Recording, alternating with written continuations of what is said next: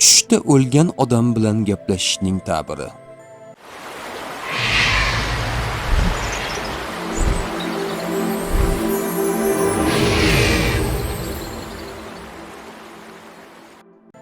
O'lgan odam tinch va mehribon bo'lsa, bu tush marhumning sizni eslayotganini yoki sizga himoya va duo tilayotganini anglatishi mumkin.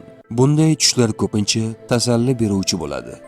O'lgan odam maslahat yoki ogohlantirish bersa, bu tush hayotda ehtiyotkorlik qilish kerakligini bildirishi mumkin. Uning so'zlariga e'tibor bering, ular muhim bo'lishi mumkin.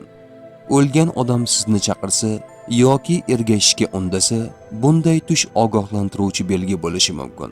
Hayotingizda og'ir qarorlar yoki xavfli vaziyatlar bo'lsa, ehtiyotkorlik bilan yondashish tavsiya etiladi. O'lgan odam bilan shunchaki oddiy suhbat qilish.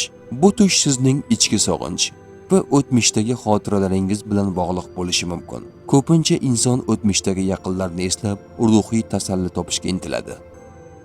Tush ta'biri bashorat emas, barcha narsani bilguvchi yagona zot Allohdir.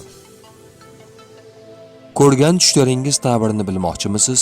Unda kanalimizga obuna bo'ling.